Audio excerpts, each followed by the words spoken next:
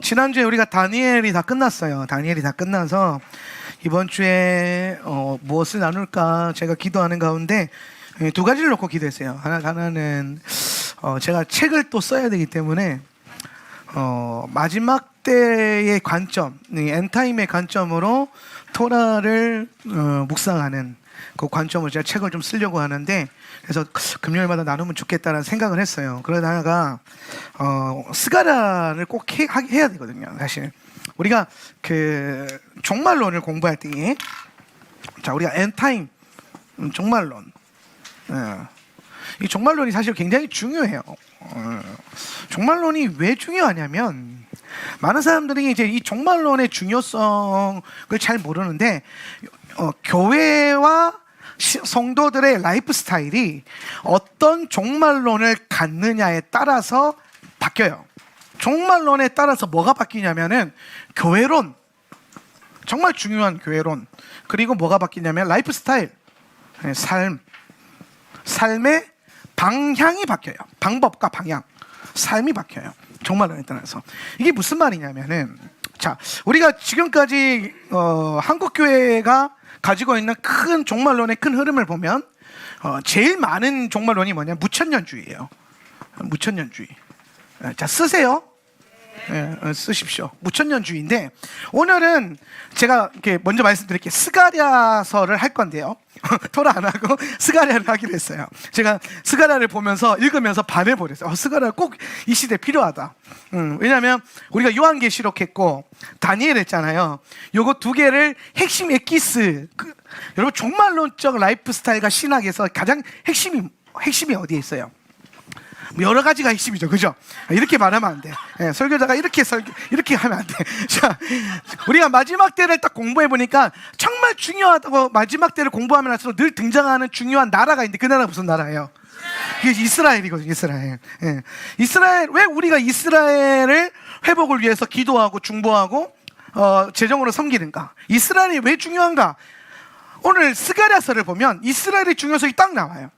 스가랴서는 오늘 하나님께서 예루살렘의 회복과 예루살렘을 어떻게 사용하실 것인가에 대한 하나님의 마음이 온전히 선포되어지고 계시되어져 있는 게 스가랴서입니다. 그래서 스가랴를 공부하게 된다면 엔타임적인 이스라엘 회복론을 공부할 수 있겠다는 생각이 딱 드는 거예요. 요한계시록을 통해서 우리는 뭘 봤냐면은 마지막 때의 중요한 주제와 시나리오, 결론. 요한계시록은 시대의 결론이거든요. 하나님의 뜻의 결론, 하나님이 뭘 하기를 원하시는가가 요한계시록에 다 나와요. 하나님의 목적은 이 땅에 하나님의 나라를 세우는 거예요. 주님의 왕대심이 통치가 임하는 겁니다. 하나님의 나라는 헬라어로 바실레이아라고 그러는데, 이 바실레이아라고 하는 것은 그냥 나라가 아니에요. 우리가 하나님 나라에 대한 얘기를 사실 많이 듣지만 성경에는 하나님 나라라는 표현이 안 나와요. 하나님의 나라라는 표현은 성경에 없어요. 여러분이 보는 번역본에는 있을 수 있어요. 하나님 나라가 어쩌고저쩌고 있을 수 있어요. 번역본에는 있어요. 그런데 헬라어 원문이나 히브리 원문에 보면 하나님 나라라는 표현이 안 나와요. 뭐가 나오냐면 왕의 왕국, 하나님의 왕국이라는 표현이 나와요. 그럼 나라와 왕국, 나라와 왕국의 차이가 뭐예요?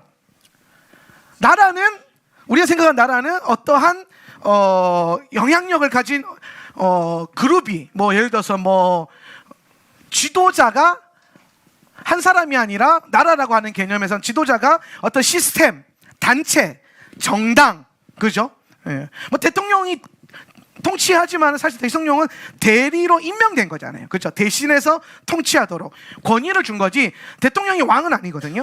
근데 왕국, 말쿠트 샤마임이라고 하는 왕국이라고 하는 것은 뭘 말하냐면 군주가 다스리는 나라예요.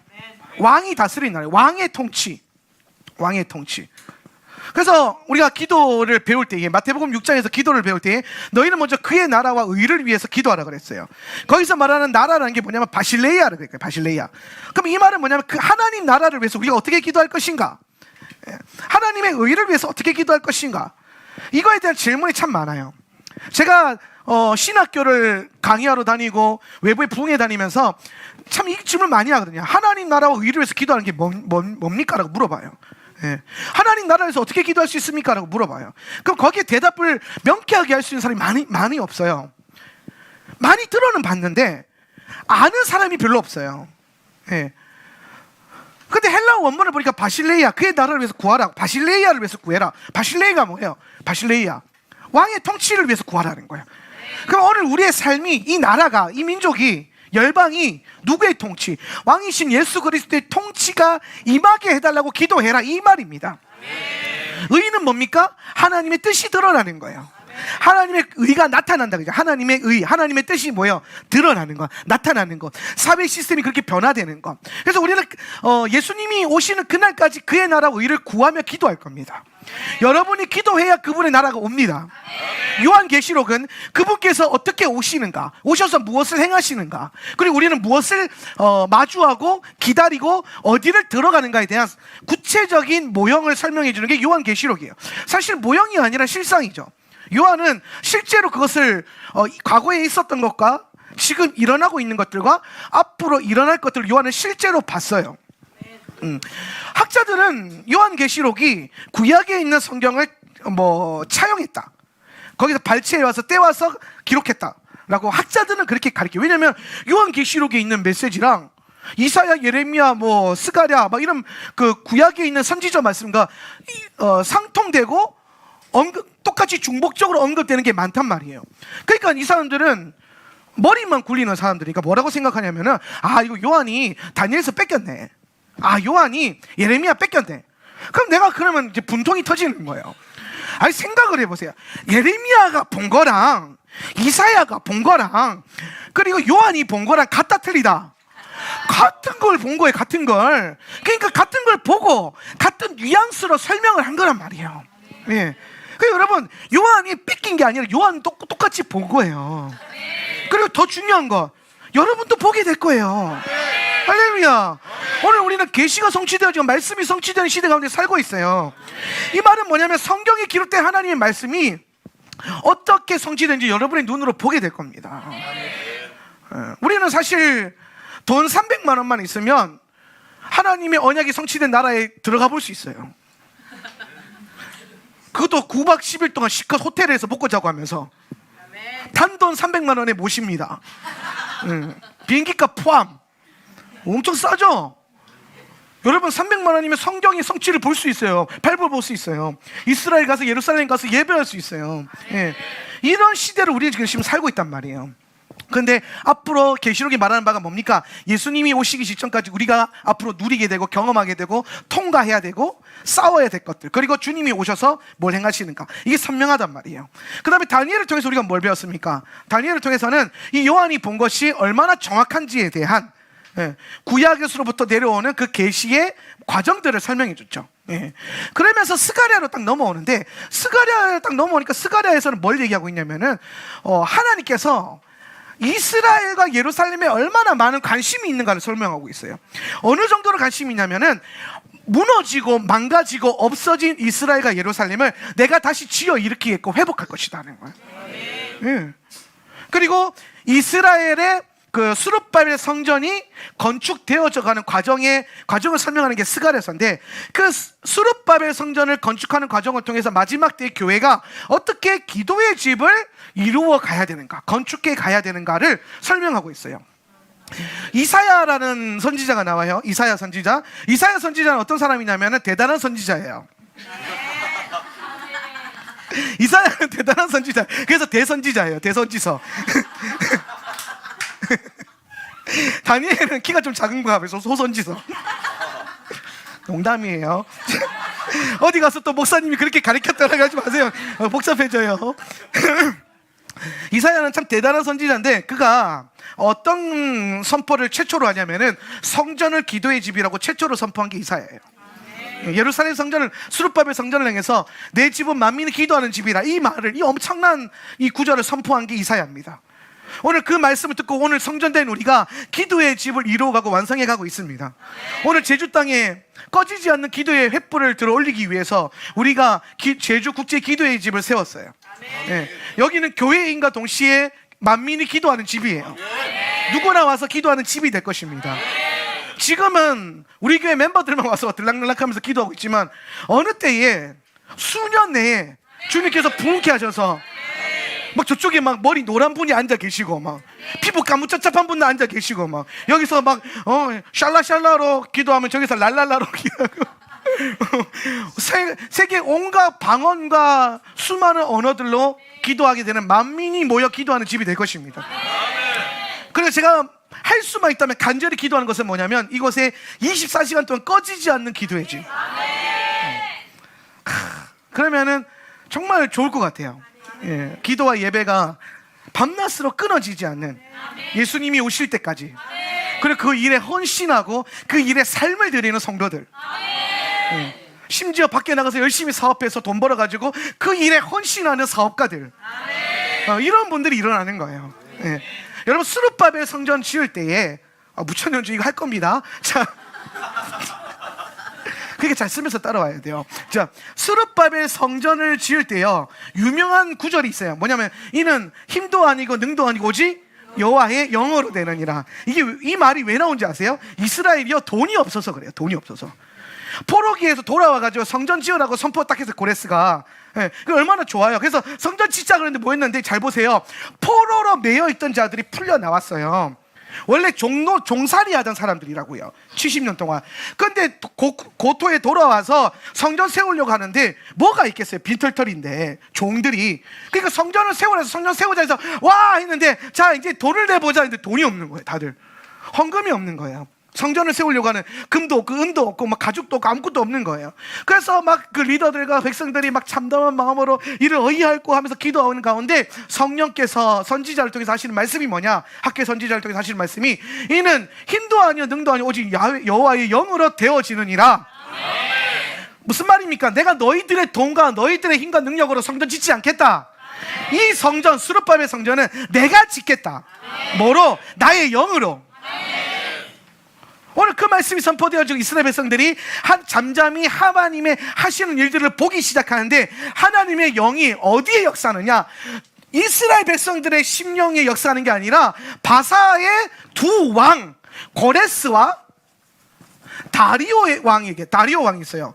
이 다리오 왕에게 역사하셔서 이 둘이 이제 그 바사 페르시아의 왕이란 말이에요. 생각해보세요. 이때 페르시아가 제국인데 큰 제국인데 그 얼마나 많은 재물이 있겠어요. 재정이 있겠어요. 그래서 하나님이 고레스의 마음을 감동시키시고 다리오의 마음을 감동시키셔서 이 둘로 하여금 성전 짓는 재정을 감당하게 하셨어요. 할렐루야. 기가 막히지 않습니까? 여러분 상상이라도 해보셨어요? 하나님의 성전을 이방인 왕이 짓는데요. 자기 생돈 들여가면서. 아니 생각해보세요. 여러분 하울란 센터 처치가 교회를 세우려고 하는데 그 소문을 들은 제주도에 예수 안 믿는 어떤 사람이 내가 교회 짓겠어 하면서 얼마가 필요하오? 돈을 준다는 거야. 은행에서 목사님 봅시다. 내가 늘 소망하는 거 있잖아. 은행에서 한번 봅시다. 은행에서 봅시다. 그런 일들이 일어난다는 게 말이 돼요? 말이 안 되잖아요. 그건 두 가지 아니겠습니까? 하나, 정신 나갔거나 미쳤거나 아니면은 사기꾼이거나. 안 그러겠어요? 내가 믿음이 없는 거예요? 근데 하나님은 하실 수 있는 거야. 하나님이 이방인 왕 바사의 두 왕을 그 영이 감동하셔서 이 둘의 재정을 통하여서 수르바벨 성전이 지어지게 됩니다. 물론 솔로몬의 성전만큼 휘황찬란하지는 않았어요. 그래서 어떤 사람들은 성전의 외향을 본 사람들은 막 통곡했다 그러고 그 성전 지어진 걸 본 사람 어떤 분들은 일부는 기뻐하고 환호했다 그래요. 하나님 행하신 일을 봐야 됩니다. 아무튼 중요한 거는 이 바사의 두 왕의 재정을 통해서 뭐가 세워졌냐? 기도의 집이 세워졌다라는 거예요. 저는 이걸 볼 때마다 이 기도의 집이 가지고 있는 아주 중요한 시스템, 바로 재정의 시스템. 재정의 시스템. 기도하는 집이 돌아간다. 이 말은 기도와 예배에 삶을 드리고 헌신하는 예배자들이 많다라는 거죠. 다윗의 장막, 이 기도의 집인데 다윗의 장막을 텐트 오브 데이비드, 그죠? 다윗의 장막. 이 다윗의 장막을 세웠는데 이 다윗의 장막을 22년 동안 유지하거든요. 22년 동안. 그런데 1년에 얼마 들었는지 아세요? 1년에 다윗의 장막 이거 하나 유지하는데 22조가 들었대요. 22조. 안 놀래네요? 네. 22조 있나 봐. 기대하고 있을게요. 은행에서 봅시다. 22조라고 하는 어마어마한 돈을 들여가면서 뭘 했느냐? 밤낮으로 예배하는 텐트, 성전도 아니에요. 하나님께서 다윗에게는 성전을 허락하지 않았기 때문에 그냥 천막에 그 벗겨 넣어놓고 그 앞에다가 밤낮으로 끊어지지 않는 기도와 찬양과 예배자들을 훈련시켰단 말이에요. 예, 그게 돌아가게끔 했어요. 그러니까 그 사람들에게 먹고 마시는 돈을 지불하고 예배에만 헌신할 수 있게끔 하고, 또 다윗은 통일왕국 시대였기 때문에 다 나라를 통일하고 나니까 여러분 누가 할 일 없어요. 전쟁 시기에는 장군과 병사들이 가장 그 유능한 그 뭐라 그럴까 인재들이었잖아요. 근데 평화 시대가 오니까 장군들과 병사들이 할 일이 없어지잖아요. 그런데 다윗이 여기서 기가 막힌 수를 써요. 그게 뭐냐면 그 이 땅에서 전쟁하던 군대들을요, 하나님 앞에서 영적 전쟁하는 예배자들로 세워버려요. 찬양대들로 세워버려요. 다윗 옆에서 열심히 용맹하게 싸웠던 큰 용사들을요, 하나님 앞에 찬양대장, 예배 인도자, 찬양 인도자로 딱 세워버려요. 뭐 그러면서 기름 부었더니 막 성전자의 영을 받아서 막 이렇게 막 칼 스크래치 가 있는 예배자가 막 할렐루야 막 천사의 소리가 막 나오고 막 여기 막 칼빵이 있는 예배자가 막 기타를 디리링 치는데 막 귀신이 떠나가고 막 이런 역사가 일어나는 거예요. 그래서 참 사실 이것만 제가 더 깊게 풀어도 이 영적 전쟁으로 들어가면은 이 현상계의 전쟁과 영적 세계의 전쟁이 일치되는 많은 것들이 있거든요. 예. 이런 일들을 이제 다윗이 풀어내는 겁니다. 근데 거기에 그 예배를 밤낮으로 예배하는 그 공동체, 그 나라를 만들기 위해서 다윗이 쏟아부었던 한 해의 재정이 22조 원이라는 거예요. 많이 들어요. 많이. 그럼 여러분 뭐 우리가 서울 TCC 보니까 24시간 기도의 집하고 있는 서울 TCC 보니까 밤낮으로 예배 24시간 예배를 드리는데 거기에 헌신된 예배 사역자들만 150명이에요. 교회 그 전도사님들이 150명이라고 생각하시면 돼요. 교회 한 하나님 앞에 삶을 드린 사역자들이 150명. 그럼 이 사람들의 먹고 마시고 자고 생계 유지하는 그 모든 것들이, 여러분 이 교회가 이걸 감당할 수 있겠습니까? 그 TCC 교회 처음 개척할 때 60명이 나와서 개척을 했고 300명 됐다가 지금 한 2,000명 모인다고 하던데, 2,000명 모이는 교회가 150명의 사역자들을 먹일 수 있을까요? 못 먹여요. 네.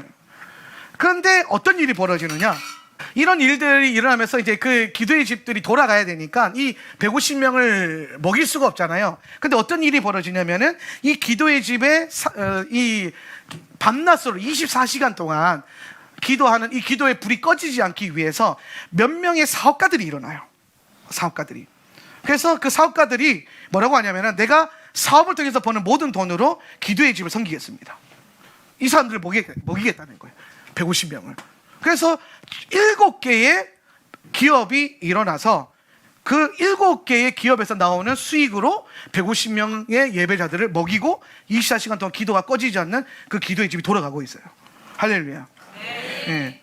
마치 뭐로 보입니까? 우리는 돈이 없는데, 우리는 이걸 할 수가 없는데, 우리는 성전을 지을 수가 없는데, 우리는 기도의 집을 할 수 없는데, 하나님 뭐라고 하냐? 너의 힘과 능이 아니라 나의 영으로 할 것이다. 그래서 바사의 두 왕을 감동시켜서 이 세상, 바사의 두 왕은 이방인이잖아요. 이방인 왕의 마음을 감동하셔서 이들의 재정을 통해서 성전을 짓게 하신단 말이에요. 예. 저는 이 바사의 고레스가 거룩한 이방인으로도 연결이 되는데, 이거는 사실 또 이스라엘 신학으로 들어가면 이게 열방을 뜻하거든요. 열방의 교회들. 실제적으로 앞으로 여러분 제3성전이 세워지고 이스라엘이 회복되고 유대인들이 곧으로 돌아오는 이 모든 과정에서 꽤 많은 재정이 들게 되는데, 그 재정들을 대부분 누가 감당하고 있냐면은 열방의 이스라엘을 향해서 품고 있는 성도들, 기독교 성도들이 다 돈을 대고 있어요. 예. 몇 억씩 모금해가지고 유대인 가정을 이스라엘로 이주시키고 먹고 살게끔 만들고. 예. 우리 교회도 그 귀한 사명에 감당한 동참했던 적이 있는데, 우리 아라드에 가면 스튜디오 커피 운영하고 있는 우리 베스레인 유대인 우리 친구입니까? 아줌마입니까? 예. 예. 미국계 유대인인데 그 이스라엘에서 연락이 왔어요. 저한테 미국계 유대인인데 이스라엘 와서 이제 정착을 한 거예요. 예, 그 말씀을 이루기 위해서. 참 멋있죠. 삶의 터전을 바꾼 거예요. 그런데 먹고 살 수 있는 길이 없는 거예요. 근데 그 가족이 운영하고 있는 갤러리가 있어서 거기에서 카페를 하면 좋겠다 이 얘기가 나온 거예요. 근데 중요한 건 이 사람들이 다 커피를 만들 줄을 몰라. 그러다가 생각난 게 이 공동체 안에서 제주도의 한명진 목사님이 커피 전문가더라. 이게 딱 생각이 나서 저한테 연락이 온 거예요. 목사님 오셔서 유대인 친구들 위해서 커피를 좀 가르쳐 주십시오.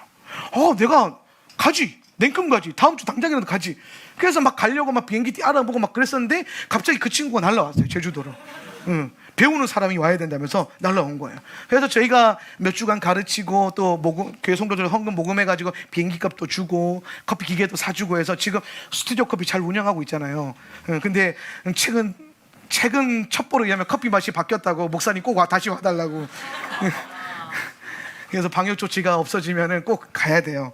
가면은 가서 여러분도 함께 가서 이제 우리 유대인 노랑머리 파란 눈 친구가 내려주는 하울란 커피를 한번 드셔보시고 그런 일들을 함께 동참하는 거예요. 그래서 하나님의 뜻을 이루어가는 거죠. 그런 시대를 우리가 지금 살고 있다는 거예요.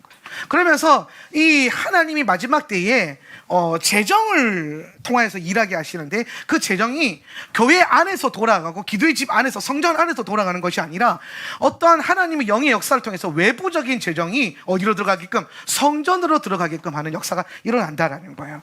저는 여기에서 마지막 때에 정말 중요한 파트 중에 하나가 어떤 파트가 있냐면 이 재정과 물질에 관해서 은사를 사용할 수 있는 비즈니스 그룹, 비즈니스 선교 그룹. 예. 그러니까 여러분 사업으로 비즈니스 선교라는 얘기를 정말 사실 많이 해요 사람들이. 그런데 실상으로 진짜 비즈니스 선교를 제대로 하고 있는 회사들 제가 잘 본 적이 없어요. 뭐 비즈니스 선교라고 하는데 뭐가 다른지 모르겠어요. 신우회 하는 거, 그냥 뭐 예배 드리는 거, 신우회 예배 드리는 거, 그런 게 비즈니스 선교가 아니에요. 비즈니스 선교는 뭡니까? 사업을 통해서 영향력을 끼치든지 선교적으로, 아니면은 돈을 많이 벌어서 재정적으로 섬기든지. 예. 아멘 하십시오. 예. 오늘 여러분이 탁월한 그 비즈니스 감각이 있는 분이 계시다면 그걸 가지고 마지막 때에 많은 재정으로 하나님을 섬길 수 있어야 돼요. 저는 여러분 가운데 제가 레위인 50명을 먹이겠습니다. 이런 거룩한 도전. 레위인 50명을 먹이겠다. 그런 사업을 일으키겠다. 그럼 도대체 월 매출이 얼마여야 돼요? 그 매출을 하나님께 맡기고 그런 거룩한 뜻. 제가 늘 말하지만 하나님께서 복을 주시고 축복하실 때에 오늘 복을 받는 그릇된 여러분에게 있어서 정말 중요한 것은 복을 받아야 될 목적, 분명한 부르심, 그게 여러분 안에 필요한 거예요. 아시겠죠? 그래서 우리가 스가랴서를 앞으로 배우게 될 때에 이 성전이 세워져가고 기도의 집이 세워져가는 과정 안에서 우리가 어떻게 준비되어야 되고 무엇을 행해야 되는가에 대한 인사이트들을 많이 얻게 되실 것입니다. 그래서 우리가 이 스가랴서를 여러분이 잘 배울 수 있었으면 좋겠어요. 종말론 다시 돌아와가지고 무천년 중에 한다 그랬어요. 요렇게 지어야 되나? 요렇게 지어야죠. 자, 요거 지우고. 종말론이 중요하다.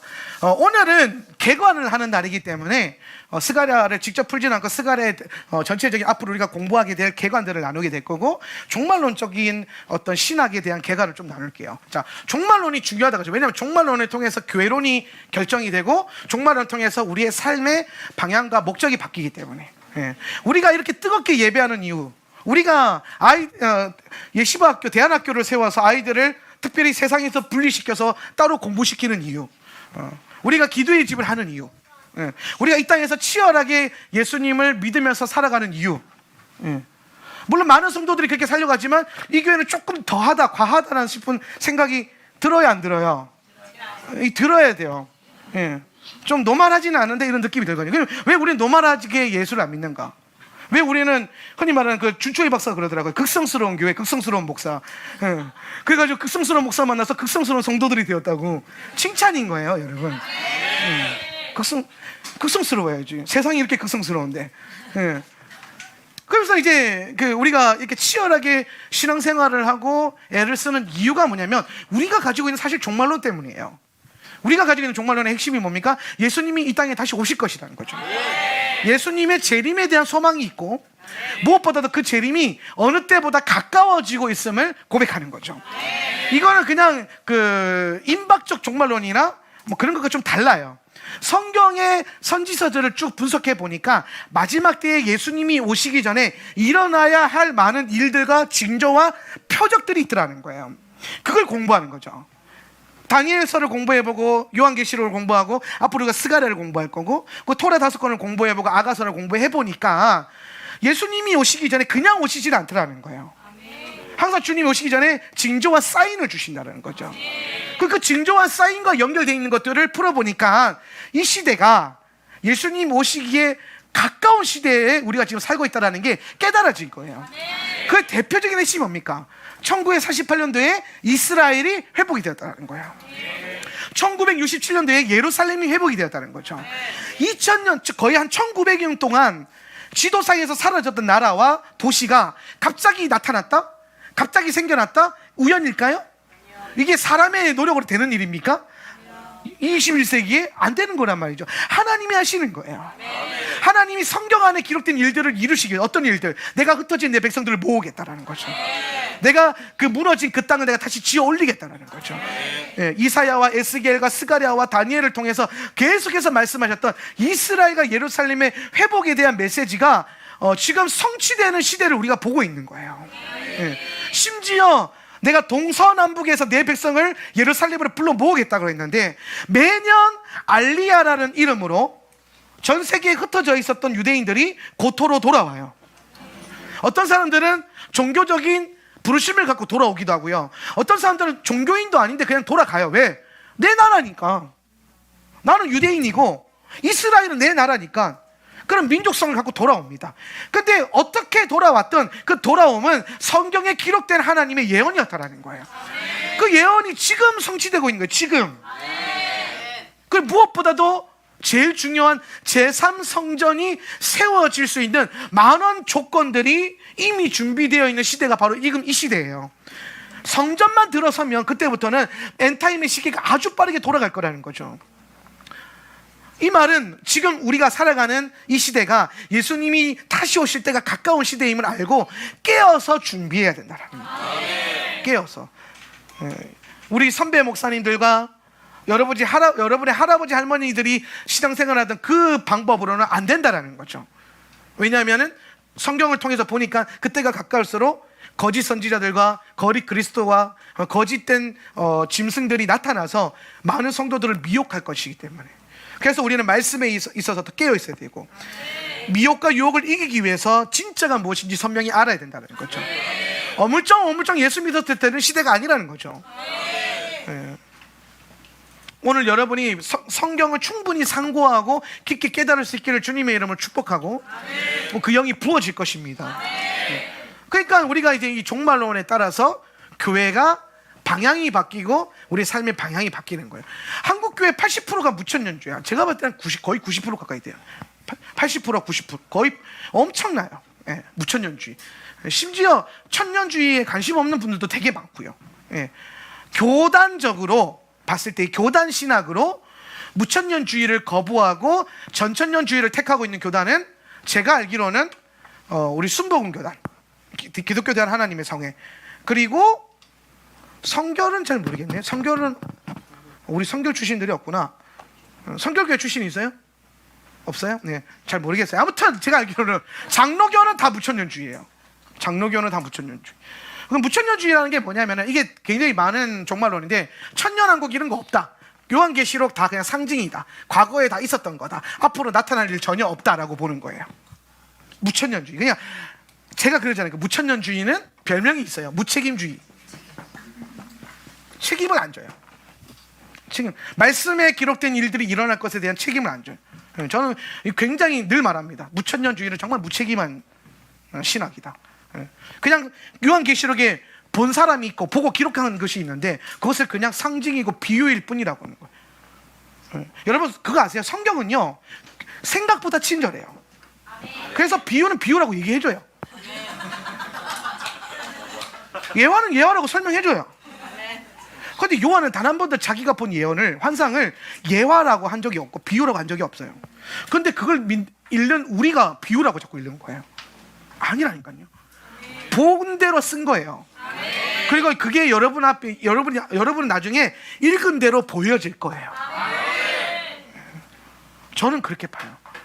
이미 굉장히 많은 영역에서 하나님이 성경의 말씀들을 이루어가고 있기 때문에 여러분이 늘 이 부분에 깨어 있어야 되고, 이 무천년주의 같은 경우는 사실 왜 많은 교회와 신학이 무천년주의를 따라가냐면 안전함 때문에 그래요. 우리가 그 세대주의 전천년설이라고 하는 게 있어요. 세대주의 들어보셨을지 모르겠는데, 이 전천년주의가 세대주의가 있고 역사주의가 있어요. 쓰세요. 이 정도는 알고 계셔야 돼요. 세대주의 전천년설이 있고 역사주의 전천년설이 있어요. 예. 요 세대주의 전천년설은 그 유명한 환란 전 휴거론, 환란 전 휴거. 이분들은 다 성경에 있는 게 그대로 이루어질 걸 믿어요. 이 양반들보다는 훨씬 나아요. 근데 문제가 있는데, 이 사람들은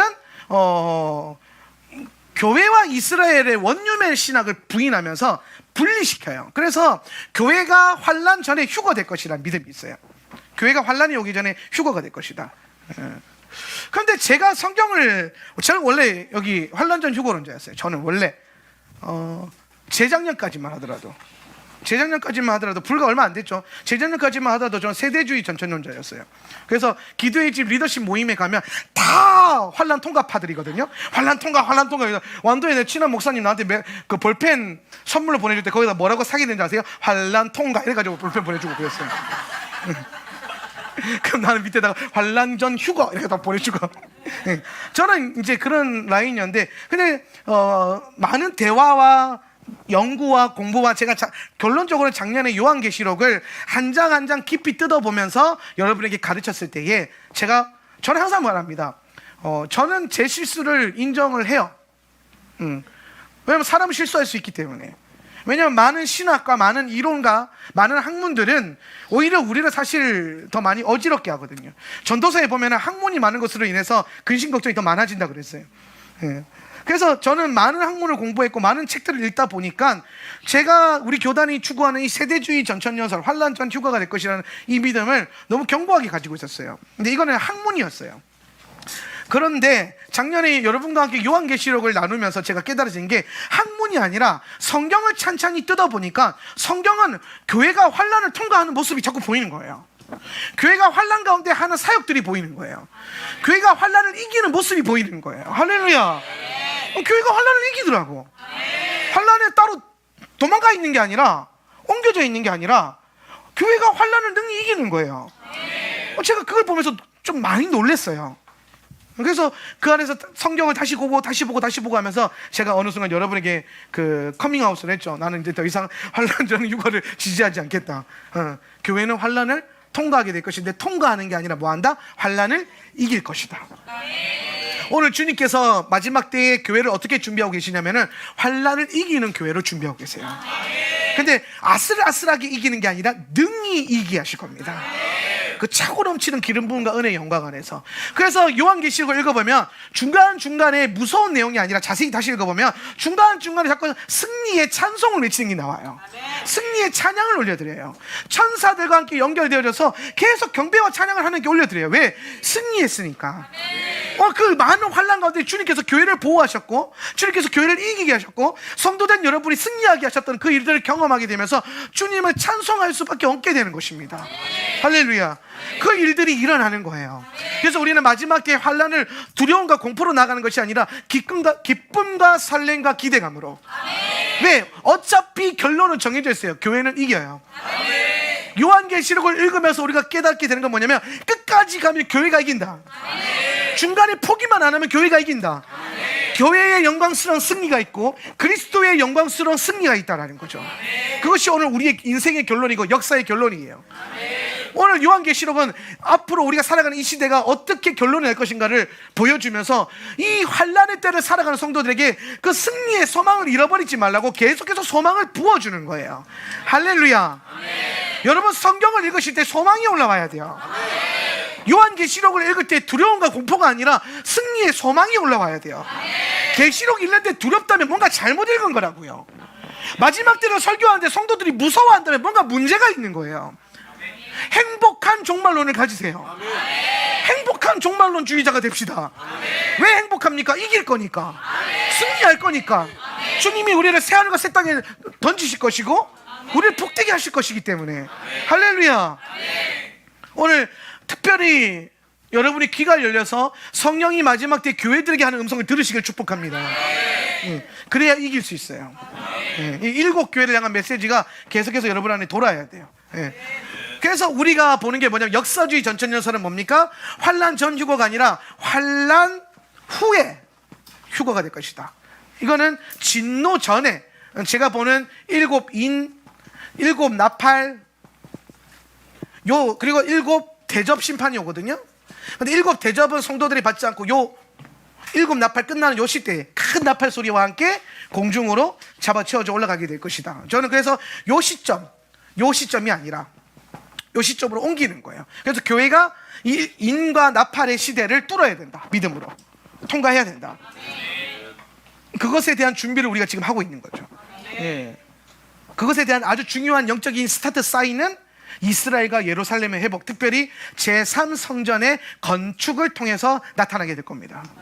그래서 우리는 무엇보다도 이 이스라엘의 정세와 중동과 이스라엘, 아랍의 정세들을 잘 보셔야 돼요. 얼마 전에 우리 그 아랍 우리 교회 선교 디렉팅 해주고 계신 이원 선교사님이 연락이 왔었어요. 그죠? 뭐 중동과 이스라엘이 평화조약이 곧 가까운 것 같다. 이스라엘과 팔레스타인 평화조약이 일어나면은 그때부터 이제 이 7년 환란의 시계가 아주 빠르게 흘러가는 거예요. 여러분이 이걸 잘 주목하고 있어야 된단 말이에요. 마태복음 24장을 보시면 주님께서 멸망에 가증한 것이 거룩한 것에 선 것을 봤을 때에 싸우라고 되어 있지 않습니다. 멸망에 가증한 것이 거룩한 것에 선 것을 본다면 너희는 뭐 해라? 도망가라 그랬어요. 잠깐 도망가라 그랬어요. 그 전까지는 싸워요. 그 전까지는 버텨요. 근데 정확한 사인, 적그리스도가 제3성전의 보좌에 내가 하나님이다, 내가 그리스도다 하면서 앉는 그때가 반드시 올 거예요. 그때에 우리 그걸 보고 어떻게 한다? 도망가는 시스템을 접어야 돼요. 그래서 제가 늘 말하죠. 후 3년 반을 뚫을 수 있는 영적인 전략이 필요해요, 교회들마다. 그런데 이게 마지막 때에 대해서 실제적으로 말하는 많은 목회자들이 있는데 후 3년 반을 어떻게 이길 것인가에 대한 실제적인 플랜을 고민하는 사람이 별로 없어요. 근데 감사한 거는 한국에 있는 많은 기도의 집의 목회자들이 이것에 대한 실제적인 논의를 하고 있어요. 그래서 우리가 매달 모일 때마다 진짜 실제적으로 성도 한 사람당 후 3년 반 인당 얼마가 있어야 통과가 될 것인가, 돈 계산도 해보고 뭐가 필요하고 물이 필요하고 비타민 뭐가 필요하고 막 내가 최근에 발견한 거, 거북이 키우면서 UVB 등으로 다 바꿔가지고 실내를 그래서 자외선을 쬐고 막 이런 것들 실제적으로 많이 논의가 되는 거예요. 흔히 말하는 그 이사야에서 말하는 아멸과 토굴로 들어갈 때 우리는 UV 등을 좀 달아가지고 그나마 그 토굴 안에서 좀 건강하게 후 3년 반을 뚫어내는. 그러니까 이게 마지막 때에 대한 텐션감이, 많은 설교가들이 설교는 하지만 삶 속에서 실제로 이걸 텐션감 있게 준비하는 사람들이 그렇게 많지 않아요. 그래서 저는 무엇보다도 7년 환란 전에 7년 축복이 먼저 올 것이라고 보는데 이 7년 풍년의 때를 잘 준비하셔야 돼요. 여러분 각자가 이 7년 하나님의 풍년의 때를 담아낼 수 있는 그릇을 준비하십시오. 무엇보다도 지금 5782년 우리가 그 쉐미타 5782 계속 말하지만 유대력으로 5782 지금 이게 쉐미타 안식년이에요. 7년 안식년을 통과하고 있어요. 이 안식년에 반드시 여러분의 올 한 해 기도하셔서 채무가 해결되어지길 축복합니다. 여러분 각 가정에 있는 채무가 하나님의 은혜의 돌파와 여러분의 노력과 하나님의 은혜의 부어짐, 이 둘을 통해서 해결되어지고 하나님의 역사를 보고, 그리고 장마철 은혜를 이렇게 통과하고 그 다음에 담아내는 시즌을 사세요. 그 다음은 7년 동안 담아내셔야 돼요. 그래서 저는 앞으로 18년이 아주 중요한 시즌이라고 봐요. 앞으로 우리에게 주어지는 18년, 그 시간 안에 주님의 오심에 대한 많은 그 일들이 일어날 것이다. 특별히 한 3년 정도 지나면 메타버스 버블이 꺼지게 될 거고, 그 안에서 한 1, 2년 휴지기가 있고 그 다음에 강력한 메타버스 시대가 올 겁니다. 세상은 메타버스 세상으로 바뀌게 될 거예요. 그러면서 인간성 상실과 영성의 상실의 시대를 마주하게 될 거예요. 교회는 지식과 이론으로만 낫게 될 것이고, 메타버스로 교회가 들어가게 된다면 실상은 존재하지 않게 될 거예요. 굉장히 무서운 시대. 근데 그게 너무나도 당연하고 재정적으로 많은 돈을 갖고 있는 부자들에게는 굉장히 안락한 삶을 제공할 것이고, 이 땅에서 가난한 자들로 묶여있는 자들에게는 굉장히 속을 수밖에 없는 그런 아주 위험한 시대를 우리가 살고 있어요, 사실은. 그래서 우리가 영적으로 뿐만 아니라 세상 안에서도 좀 지혜로우실 필요가 있어요. 제가 여러분에게 하나 권면드리고 싶은 거는, 반드시 여러분 자녀들에게 경제신문을 익히십시오. 오른손에 성경을, 왼손에는 경제신문을. 옛날에 칼바르트가 그랬거든요. 오른손에는 성경을, 왼손에는 신문을. 근데 저는 그걸 더 구체화시킬 거예요. 그냥 신문 아니고 경제신문을. 그래서 실제로 우리 예시학교 학생들은 매주 경제신문을 읽고 그걸 가지고 레포트를 써서 저한테 제출을 해요. 그러면서 이 산업의 구조를, 미래 산업을 읽고 돈의 흐름, 돈의 역사를 읽게 되면은 이 엔타임적인 시대적인 흐름이 어디로 갈 것인가가 선명하게 보여요. 그러면은 때가 얼마나 가까운지가 더 선명하게 보일 거예요. 그리고 예수님이 도망가라 하는 그 시점 전까지 우리가 그때를 준비하기 위해서 많은 하나님께서 부어주시는, 재정으로 축복해 주시는 시대적 풍요의 때가 올 건데, 그때에 준비된 다음 세대가 하나님의 불을 담아낼 거예요. 그래서 우리가 그냥 영적인 것과 지식적인 것과 비둘기처럼 순결한 것과 뱀처럼 지혜로운 것이 같이 있어야 돼요. 이 두 가지를 꼭 양날의 검처럼 같이 갈고 닦으셔야 돼요. 여러분의 자녀들 그렇게 훈련하십시오. 그런데 일반 공교육 보내서는 안 됩니다. 차라리 홈스쿨을 하시든지. 일반 공교육에서는 지금의 진보 교육과 좌파 교육에서는 여러분의 자녀를 그냥 그 독재자들과 이 상위 1% 안에 드는 사람들의 피지배 계층으로만 훈련시킬 뿐이에요. 탁월하게 분리된 교육을 가르치세요. 여러분의 자녀를 분리시켜서 보호하시고 더 나은 교육을 주십시오. 더 탁월한 열매를 보게 하십시오. 열매가 반드시 나올 거예요. 저는 예시바 학교가 빨리 열매가 보여줄 거라고 생각하는데, 그게 굉장히 중요해요. 열매로 판단하세요. 열매로. 그래서 역사주의 전천년설. 그러니까 잘 보세요. 이 두 가지는 예수님이 곧 오신다라는 거예요. 근데 심지어 무천년주의는 예수님이 오시긴 오시는데 뭐 언제 오실지 알 수 없다, 이렇게 되는 거예요. 언제 오실지 알 수 없다. 그러니까 내 삶에서 많이 거리가 먼 거예요, 예수님이 오심이. 그러니까 자연적으로 신앙생활의 모든 관심이 어디에 있어요? 예수님의 오심이 아니라 내가 이 땅에서 어떻게 살 것인가에 관심이 가요. 그러니까 뭐가 필요해요? 하나님의 복을 받아야 되잖아요. 그러니까 자연스럽게 올라오는 게 뭡니까? 기복주의가 올라오고, 뭐가 올라와요? 그 주권 운동이라고 하는데, 뭐 세븐 마운틴과 같은 세상의 머리가 돼야 된다, 뭐 이런 것들. 꼬리가 되지 말고 머리가 되게 하고 싶은 이런 기도 많이 받았죠, 여러분 자녀들이. 그런데 여러분 잘 생각해 보세요. 마지막 때가 머리는요 굉장히 큰 위험 요소와 책임을 갖게 되는 자리예요. 복음이 말하는 자리는 머리가 아닐 수 있습니다. 이 부분에 대해서는 제가 나중에 좀 더 깊게 가르칠게요. 여기까지 하면은 스가랴 못해요. 지금도 못하고 있는데. 그래서 이 종말론적인 우리가 신학과 우리의 신앙 고백이 아주 중요하다. 하울란 센터 처치는 저는 그걸 항상 일치시키려고 해요. 뭐냐면 우리가 배우는 신학과 우리의 신앙의 고백과 우리의 삶의 고백, 삶의 그 방향이 같아야 돼요. 그러니까 배우는 것 따로, 말하는 것 따로, 삶 따로 살면 안 돼요. 하울란 센터 처치는 배운 대로 말하고 살아내야 돼요.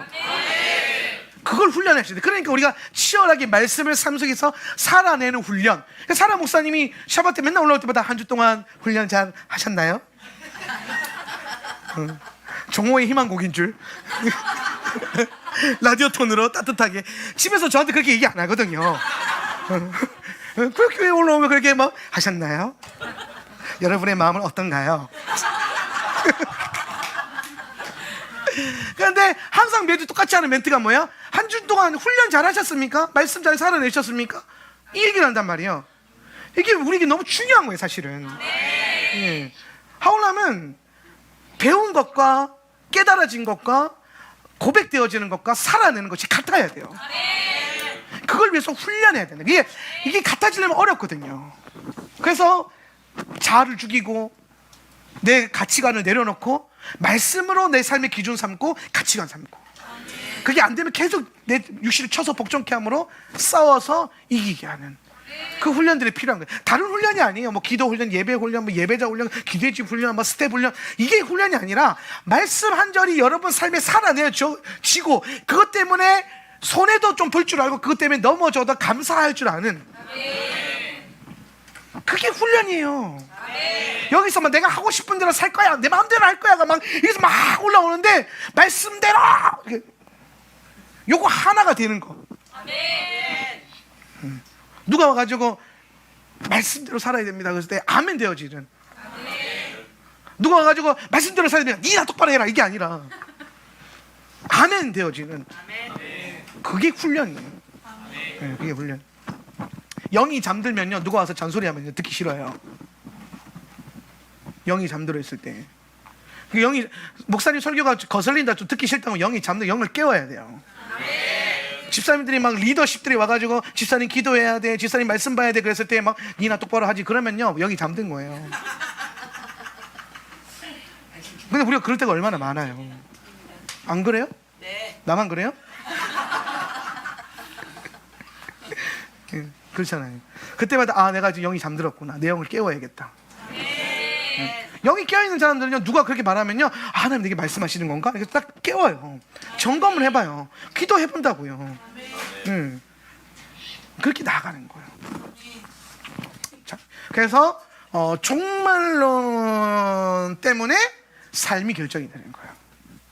저는요, 예수님 안 오실 거면 저는 학교 안 해요. 예수님 곧 오신다는 저는 제가 살아있을 때 예수님의 재림을 볼 거라고 생각해요. 여러분도 그런 믿음이 있었으면 좋겠는데, 그것 때문에 제가 대안학교 하는 거예요. 아니, 목회다가 목회만 잘하면 되지, 안 그래요? 교회만 잘하면 되지, 뭐 한다고 학교 세가지고 막 신경 써, 욕먹고 씨름해야 돼, 애들이랑 막 머리 쥐뜯어야 돼, 막 뭐하러 그래요, 뭐하러. 학교 세우니까 애들한테 잔소리해야 되죠, 패야 되죠, 뭐 할 게 너무 많아요. 학교 안 했으면 내가 얼마나 좋은 목사님, 와, 우리 목사님 인자와 자비가 영원하시는 목사님, 그저 할렐루야 생글생글. 그랬는데 학교 하니까 정신 안 차려? 훈련 안 해? 응? 숙제해라. 이렇게 되는 거예요. 올 때마다 왔냐, 오는 것만 해도 감사 이랬을 텐데, 우리가 안 그러죠. 오늘 오자마자 온 게 중요한 게 아니라 그냥 잘했냐고, 훈련 잘하고 있냐고, 공부 잘하고 있냐고, 이렇게. 주님 오시는 날 멀지 않았는데 지금 이렇게 공부할 거야? 이러는 거죠. 뭐 우리가 기도의 집, 저는 모르겠어요. 아마 기도의 집도 마찬가지예요. 예수님이 오실 거란 믿음이 만약에 저 안에, 제가 만약 무천년주의자였다면, 저 원래는 무천년주의자였거든요. 제가 원래는 그 신학적으로는 제가 리폼드 신학을 갖고 있었기 때문에 종말론적이지 않았어요. 아마 그렇게 계속 제가 목회를 했다면 저는 기도의 집은 안 했을 것 같아요. 그거 왜 해요, 힘들게? 그렇잖아요. 매일 예배를 왜 드려요, 힘들게? 수요일만 하면 되지. 요새는 수요 예배 없어지는 것도 문화락하던데. 금요 예배 없어요. 그러니까 요즘에는 인기 있는 교회는요, 일주일에 한 번만 예배 깔끔하게 드려요. 1시간 안에. 목사 설교 20분 딱 하고. 그러면 얼마나 은혜롭게 끝나요. 그런데 기도의 집 하다 보니까, 마지막 때를 살다 보니까 막 찬양을 1시간 하지 않나? 이렇게 처음 오면은 분명히 설교 들어갈 시간인데 계속 찬양하고 있고, 축도할 시간인데 갑자기 뭐 성경 본문 봉독하고 있고, 남들 다 밥 먹을 시간에 이제 설교 듣고 있고, 언제 끝나나 싶어서 이제 설교 끝나면 끝나나 싶었는데 또 기도시키고. 근데 그거를 매일 그러잖아요.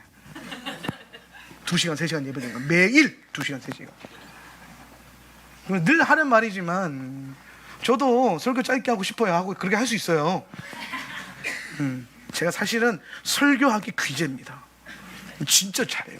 짧게 임팩트 있게, 이벤트성으로.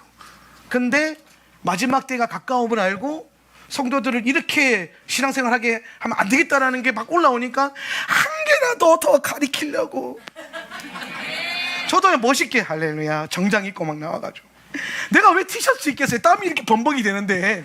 예.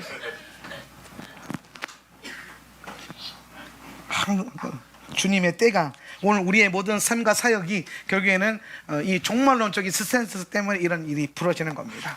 그래서 여러분이 종말론에 대한 관심을 좀 가지셔야 돼요. 네. 그래서 제가 그랬잖아요. 매주 금요일은 종말론에 대한 가르침을 할 거라고. 엔타임을 가르칠 거다. 그래서 어디까지 가르칠 수 있는지 한번 볼 거예요. 예수님 오시기 전까지. 그러다가 이제 가르치다 안 되겠다 싶으면 이제 은근슬쩍 다른 거 넘어갈 건데, 은근슬쩍 넘어가면 이제 바닥이 났구나 이렇게 생각하시면 돼요. 태클 걸지 마시고. 네, 그래서 이제 제가 들고 나온 게 이번 주부터는 스가랴서를 매주 금요일 날 공부하려고 해요. 스가랴서. 그래서 이제 스가랴는 뭐냐면요. 자, 이제 스가랴 들어갑니다. 1페이지 펴세요. 이거 빨리 해야 돼요. 이거 해야 다음 주에 1장 들어가요. 자, 스가랴서의 핵심 주제는 뭐가 연결되어 있다? 이스라엘의 회복과 연결되어 있다. 요거 제가 아까 얘기했어요. 그죠? 넘어갑니다. 자, 그러면서 이제 에레미야 3장 17절 한번 읽어볼게요. 그때에는 누구나 시작. 그때에는 누구나 예루살렘을 주의 보좌라고 부를 것이며 문 민족이 그리로 예루살렘에 있는 주 앞으로 모일 것이다. 그들이 다시는 자기들의 악한 마음에서 나오는 고집대로 살지 않을 것이다. 자, 보세요. 누구나, 그때는 누구나 모든 사람들이 예루살렘이 주의 보좌다. 이 말이 뭐냐면 예루살렘 성전에 예수님이 앉은 거를 확인하고, 이건 지금 약간 천년왕국의 때를 선포하는 거거든요. 그때가 되면은 누구나 예루살렘이 주님의 보좌라고 부를 것이고 모든 민족이 그리로 주님 앞에 모일 것이다 라는 거예요. 예.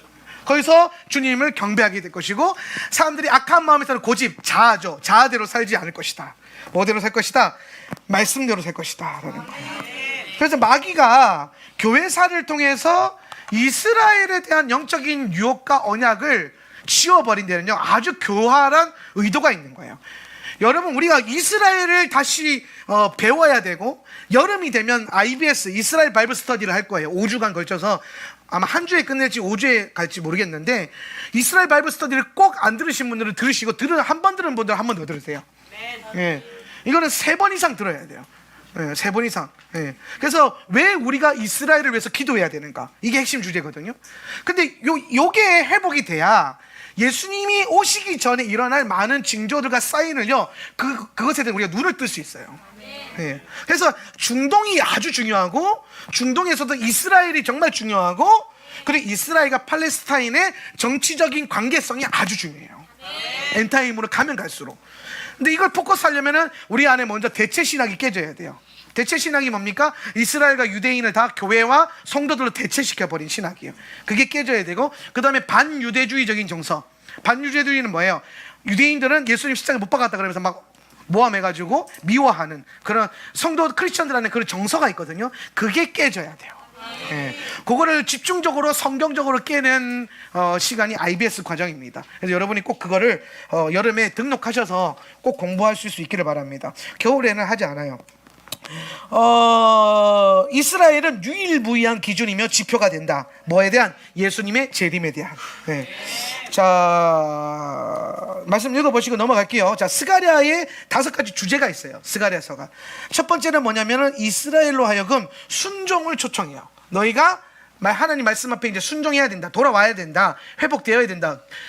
성전 건축해야 된다. 이 얘기하는 겁니다. 그리고 스가랴에게 하루에 8개의 환상을 보여주세요. 하나님이. 그래서 그 환상에 대한 내용이 1장 7절부터 6장 15절까지 나오고요. 그 다음에 이 엔타임의 기도의 집에서 아주 중요한 영성인 금식에 대한 필요성. 저는 먹는 게 참 중요한 사람이에요. 저는 먹는 게 중요한 사람이고 금식 참 힘든 사람이고 금식 선포하고 그날 바로 후회하는 게 저예요. 그런데 금식이 정말 중요합니다. 저는 항상 이걸 가르쳐요. 예. 그리고 항상 시도해요. 예. 실패도 많이 하지만 괜찮아요. 시도하는 게 중요한 거지. 그런데 금식을 보면은 다니엘도 금식을 중요하게 생각하고요. 그리고 스가랴서에도 보면은 금식에 대한 메시지가 나와요. 근데 이 금식이라고 하는 거는 단순히 음식을 끊어내는 게 아니라 오늘 성도들 안에 그 배고픔에 대한 배고픔은 뭐예요? 음식에 대한 갈망이잖아요. 예, 배고픔이라는 게 굶주림, 그거를요 하나님으로 연결시키는 거야. 말씀에 대한 굶주림, 하나님을 향한 갈망, 하나님께 굶주린 예배자. 그러니까 하나님께 굶주려서 예배 드려오면요 막 이때다 싶어서 막 진짜 막 허겁지겁 먹듯이 예배하잖아요. 막 굶주린 예배자, 그런 예배자들이 되세요. 하나님의 임재를 갈망하는, 그게 그 영성이 드러나는 영성 훈련이 금식이에요. 안타깝게 우리는 금식하면서 배고픔에 너무 집중해서 문제긴 하지만 그 배고픔을 사실 하나님을 향한 굶주림과 갈망으로 묵상하면서 계속 연결시켜야 돼요. 그렇게 금식의 훈련을 하시길 축복합니다. 그 다음에 9장에서 11장에 뭐가 나오냐면 이스라엘의 해방과 강건케 됨, 그리고 이스라엘을 내가 다시 모으겠다라고 하는 하나님의 계시가 선포되고요. 그리고 12장에서 14장은 이스라엘을 내가 구원할 것이고 그들을 연단할 것이다, 변화시킬 것이다 라는 것들을 설명하고 있습니다. 그리고 이 스가랴서의 핵심 주제는 바벨론 포로에서 풀려난 이스라엘 백성들이 고토로 돌아와서 성전을 건축하는 것인데, 이 성전이 뭐라고요? 기도의 집이라는 거예요. 그러니까 마지막 때에 지금 기도의 집 사역이 일어나는 이유는 지금 똑같은 거예요. 바벨론을 세상으로 칩시다. 세상으로 쳐본다면 세상 일에, 세상에 매여있던 성도들을 주님께서 풀어내신 거예요. 그리고 하나님의 나라, 하나님의 땅, 천국 본향에 대한 관심을 갖게 하는 거죠. 예수님의 오심에 대해서. 이 과정을 지금 주님이 행하시고 계시는 거예요, 교회들마다. 그리고 나서 난 다음에 뭘 하신다? 성전, 기도의 집을 세우게 하신다라는 거예요. 우리는 성전을 그동안 교회라고 생각을 했거든요. 맞아요. 교회가 성전이 될 수도 있어요. 근데 교회가 성전이 되려면 반드시 교회는 뭐가 돼야 되냐? 기도하는 집이 돼야 돼요. 내 집은 만민이 기도하는 집이다. 성전은 기도하는 집이에요. 만민이 와서 기도하는 집이에요. 교회가 성전이라면 교회는 기도하는 집이 되어야 돼요. 그래서 제가 가지고 있는 기도의 집의 신학과 교회로는 기도의 집으로서의 교회, 밤낮 기도가 멈추지 않는 교회. 지금 방학이 되면서 하루에 예배가 3번씩 진행이 되고 있어요. 오전, 오후, 그리고 저녁 집회. 물론 오전, 오후는 집회 형식이 아니라 개인 기도 예배 세션과 디보션과 뭐 이런 예배들로 나아가고, 오늘은 또 우리 다음 세대들이 예배팀을 갖추어서 오후에 예배를 했어요. 굉장히 좋더라고요. 여러분, 곧 저녁 집회 때 다음 세대 예배팀이 예배를 할 때가 내가 봤을 때 한 달 안쪽으로 와요.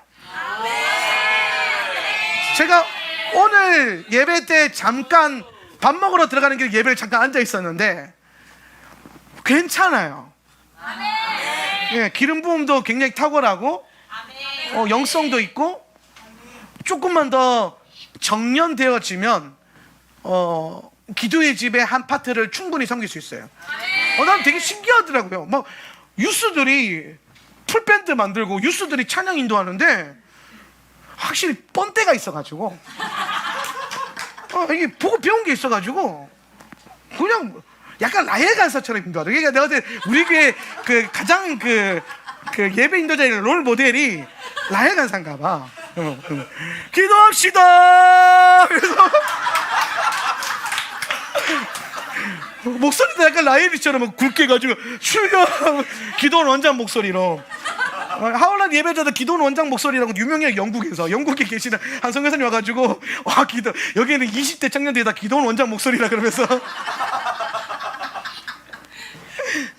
근데 이제 유스들이 그래요. 유스들이 굉장히 영감 있게 예배하고 음악적으로도 나쁘지 않아요. 그래서 제가 이렇게 계속해서 기도의 집이 세워져 가는 과정을 보면서 이 스가랴는 결국에는 세상에 매여있던 성도들의 관심을 하나님 나라, 다시 오실 예수 그리스도에 초점을 맞추게 하고, 그렇게 되다 보니까 라이프 스타일이 이제는 어디에 중심을 맞추게 되냐면은 기도의 집에 중심을 맞추게 되는 거예요. 내 삶의 목표가 기도가 되고 예배가 되는 거예요. 그걸 실제적으로 훈련하는 게 레위인 공동체예요. 레위인들은 삶의 노동까지도, 노동의 목적조차도 예배. 예배를 위해서 노동하고, 예배를 위해서 돈을 버는 거고, 예배를 위해서 사업을 하는 거고, 그날 매일매일 있는 예배를 위해서 나는 더 돈을 벌 수 있지만 에너지를 아끼고 돈을 더 벌지 않고 예배의 자리로 들어가게 되는 그런 것들을 훈련하게 되는, 오늘 성도들도 마찬가지입니다.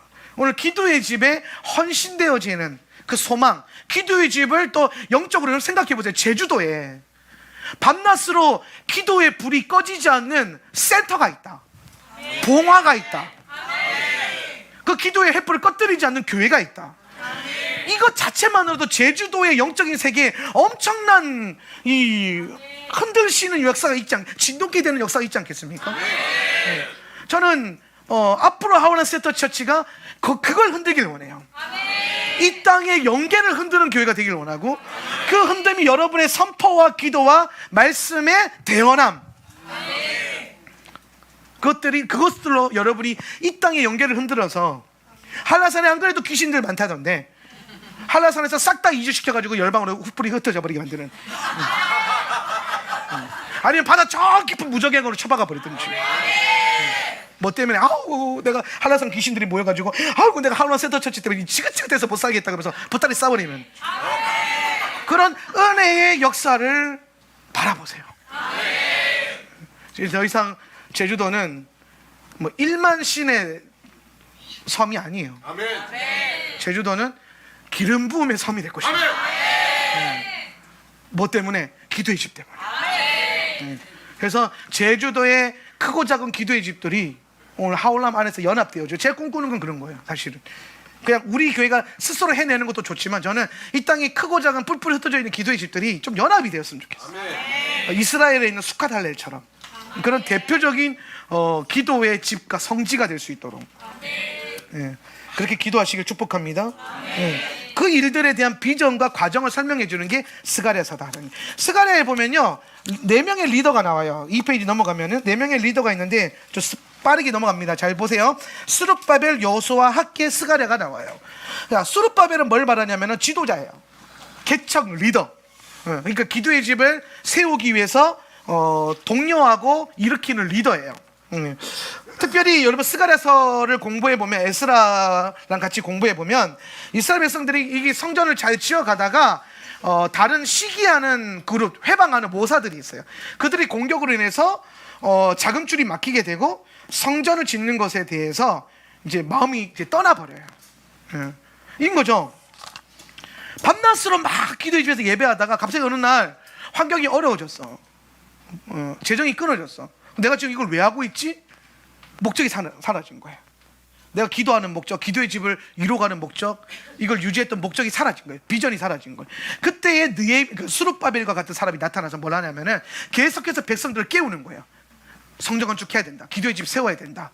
주님 오실 때가 멀지 않았다. 메시아가 곧 오실 것이다. 이 목소리를 내는 게 스룹바벨의 영성이에요. 오늘 여러분 안에 이런 영성이 있는 성도들이 있기를 축복합니다. 두 번째로 여호수아가 있는데, 여호수아는 이 시대의 대제사장의 이름이에요. 대제사장인데, 그가 하는 일은 뭐냐면은 기도의 집의 제사장들과 레위인들을 관리 감독하는, 지금 우리 코어 리더들이 이 대표적인 사역을 하고 있는 거죠. 그래서 기도의 집이 돌아갈 수 있게끔 관리 감독하는 사람들. 그리고 학개 선지자가 있어요. 학개 선지자. 학개 선지자는요, 아비 세대들을 의미해요. 아비 세대. 그러니까 여러분, 선지자라고 하는 개념을 좀 잡았으면 좋겠는데, 여기서 자, 여러분, 선지자는요 예언자죠, 그죠? 근데 잘 보세요. 이 선지자, 예언인데 예언은 대언이거든요, 그죠? 대언이잖아요. 그럼 여기 무엇을 대언해요? 말씀을 대언한단 말이에요, 그죠? 말씀을 하나님의 말씀을 대언해요, 그죠? 그럼 이 하나님의 말씀이 66권 성경에 기록되어 있잖아요, 그죠? 이제 이해되세요? 그러면은 선지자라는 것은 결국에 뭘 말하냐면은 66권 하나님의 성경의 메시지를 기도의 집의 재단에서 선포하는 자들이 선지자들이에요. 이해되시나요? 그럼 여러분, 우리가 그 주중 예배 와 보시면, 주중 예배 때는 우리가 기도할 때 말씀을 선포하고 말씀 붙들고 기도하잖아요. 개인의 감동.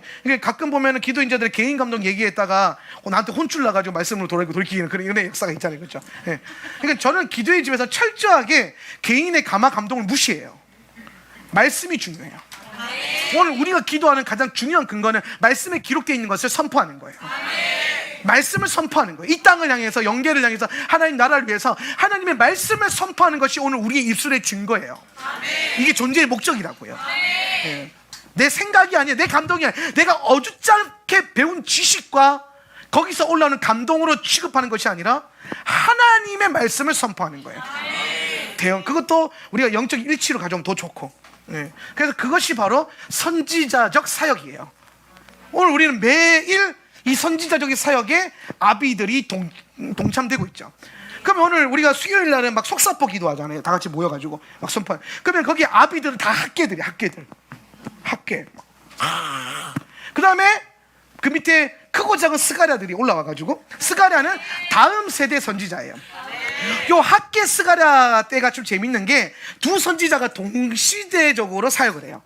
근데 얘네가 둘이 충돌하지 않아요. 학계에게 임하면 스가랴는 잠잠하고, 스가랴에게 임하면 학계가 잠잠해요. 그리고 학계가 죽고 난 다음에 스가랴가 계속해서 선포하고.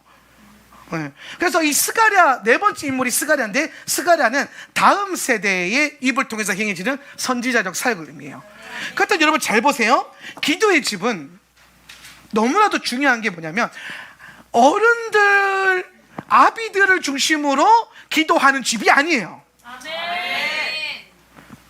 기도의 집은 아비들의 입과 자녀들의 입, 다음 세대의 입을 함께 사용해서 충돌하지 않고 서로가 서로를 섬겨가면서 하나님의 나라를 이루어가는 거예요.